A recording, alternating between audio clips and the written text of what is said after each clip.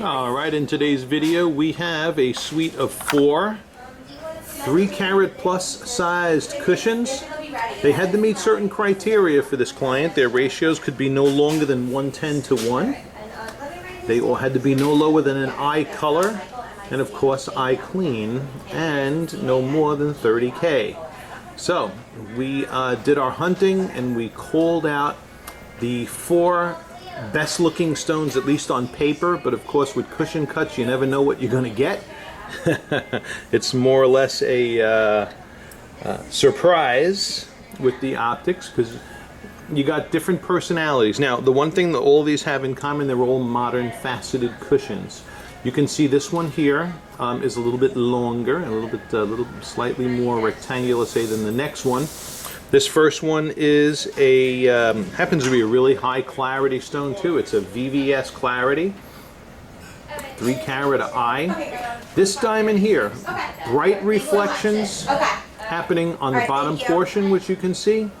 Under the table, it does have that crushed ice effect. So when you got the combination of bright reflections with crushed ice, I've typically been referring to these as hybrid cushions because they incorporate kind of like 2 different appearances in one, based on the reflective properties of the facets as they differ from the crown facets going down the sides to what you're seeing right under the table facet.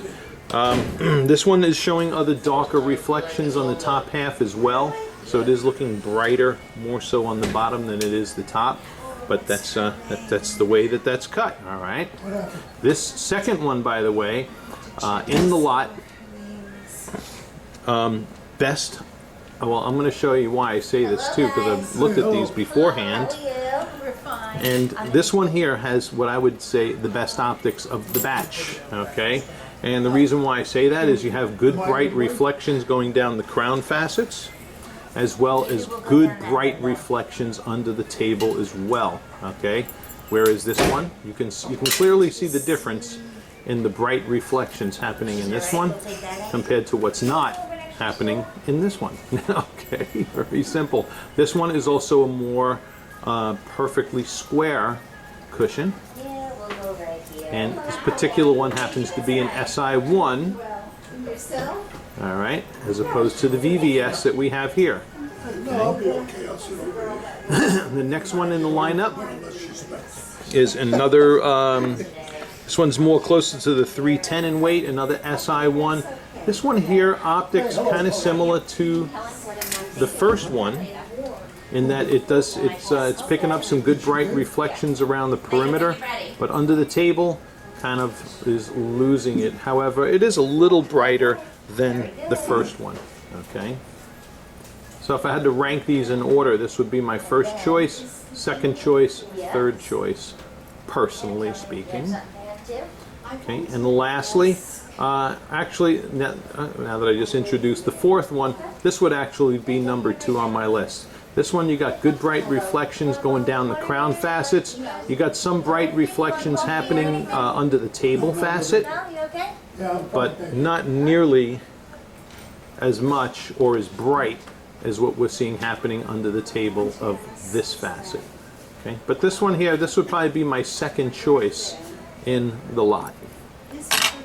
Okay, and we've been looking here in diffuse lighting at the optical characteristics of brightness and contrast, or as GIA would call it, patterned scintillation, which is simply looking at the pattern of bright and dark reflections within the diamond from edge to edge. Okay, very nice. So in this lot, there's a clear winner. All right, number 2 is the clear winner to this G-Man. Alrighty. And let's look at them in spotlighting. Okay, this is our dimmer spotlighting. And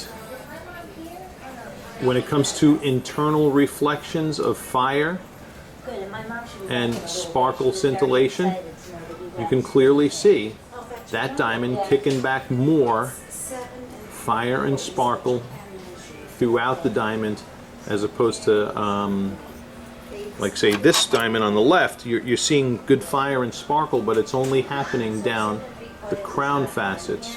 Under the table facet, pretty dead. Alright, well, you're just getting those little inky-dinky reflections. But see, around the perimeter, nice fire and sparkle. Under the table facet, not too crazy about it. This one, I'm getting good sparkle under the table facet, good fire dispersed throughout the entire diamond. So that guy's holding his own in all the lighting that we're putting it in. Okay? Okay. And this guy, like I said, coming in second place. That's the fourth one, which happens to be a VS2. Okay. And around that 3.10 mark in the weight. So that would get number 2 in my assessment here. Okay. 1, 2, 3, and 4. All right. Let's go stronger spotlighting. All right. This is under stronger spotlighting before we head out over into the daylight. And in the stronger spotlighting, kind of pointing out the same characteristic features. I just got the diamonds on a tilt now, and I'm just moving the light over them, over those first 3.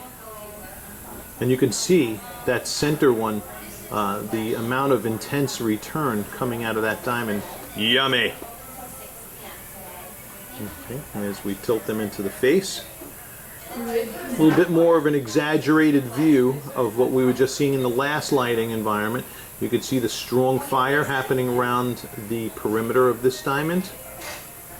Under the table though, got that watery crushed ice effect. This one, beautiful bold reflections. This is the ticket right here. You can call it a day with that one right there. That is perfect. This one, kind of similar to the first. Actually, the reflections around the perimeter on this one may be even a little stronger than this one. Get a little action under the table with that one, but nothing compared to this one.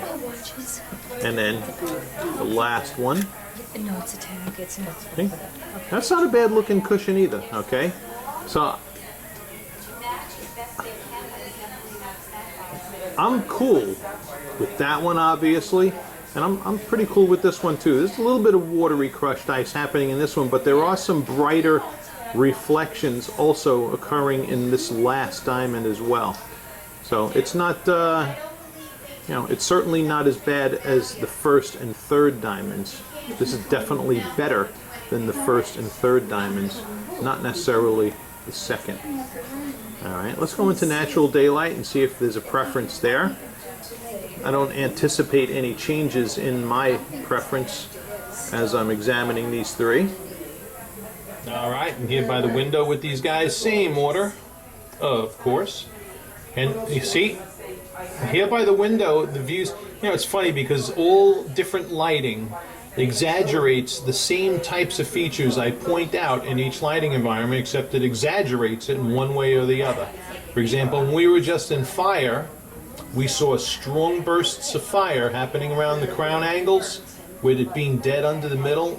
And here in natural daylight, we see bright reflections down the crown angles, and under the table, that watery crushed ice effect. All right? So beautiful consistency from lighting to lighting. But you know, you never really know what you're getting unless you compare it to something that has awesome optics. And look at this one, here's number 2 again. Beautiful, bold, bright reflections happening under the table and down the crown facets, okay? And not for nothing, but I think you can even see it in this video. This diamond here is a good example of color entrapment, all right? Because of the light leakage. When diamonds leak more light, they tend to throw you off a shade or 2 on the color. But so does when a diamond is cut nicely, because when a diamond has a lot of bright reflections like this cushion on the right does, it alters a person's perception about diamond color, leading them to believe it's whiter, okay? So while in fact both of these diamonds are identical in color, they're both eye colors, this diamond faces up white. I'd even dare say it faces up whiter than most H color cushions on the market, and even G colors, simply because of its ability to grab and reflect bright white light. Okay, I got plenty of videos demonstrating the point that I just said, but this is another plain view to what I'm talking about, how cut quality can influence, how it can make a diamond look whiter. And this diamond looks whiter than this one. All right. Unbelievable, huh? All right, let's get out the next two. All righty, and here's diamond number 3. Okay, and you can see very similar to diamond number 1, brightness down the crown angles, crushed ice under the table. All right. This one's looking actually maybe even a little better than the first one. But in my opinion, neither one is a bargain. Now here is the 4th cushion. This is the other one. This was my number 2 choice, and this diamond's getting some good bright reflections under the table as well. All right, maybe not as bright as number 2, but certainly, definitely better than this one on the left. All right, and you know what? What I'm going to do is I'm going to leave out this one, and I'm going to put it alongside a number 2 for a final examination of the two, because I did like the both of those. All right.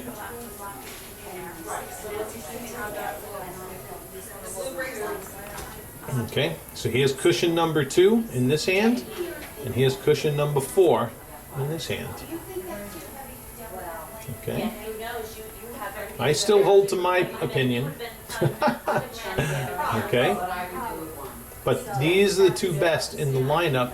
This is a home run right here. This is a home run. Mission accomplished. Okay. But there's the two of them, side by side. And I'm not displeased with this one either. All right. So these are both of these are cushions that in this lineup I would recommend. All right. Very, very pretty. And that concludes this video today. Two beautiful modern faceted cushions. This is to me, this is the ticket right there. It does great in every lighting environment. With this one at a close second. But look at the two side by side. There's pros and cons to both. This one here on my right is a VS2 also. That's what I want to know. I'm pretty sure. Yeah, that's right. That was a VS2. Trouble over there. All right, let me go. I have to go. Whereas this one was an SI1. So that may influence your decision between the two also. Okay. All right. Thanks for watching. And we're going to be scanning this one in for sure to publish on the website. So we'll forward you the details over to that. If you want to see some preliminary data on this one, if you think you want the cleaner VS2, no problem either. All right. Very good. Thank you for watching. You guys who are learning about diamonds, hit subscribe in the top left. The more you see, the more you learn. Simple as that. Thank you.